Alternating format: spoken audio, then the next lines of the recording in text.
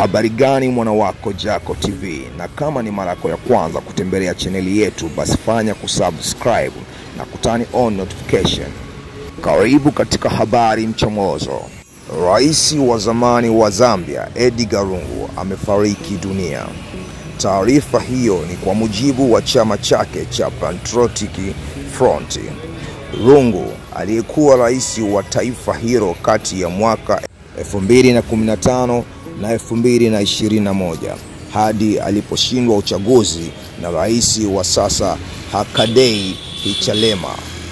Chama hicho cha Lungu aliyekuwa na umri wa miaka 68 kimesema binti yake na mwanasheria wa familia hiyo amethibitisha kifo cha kiongozi huyo wa zamani nchini Zambia.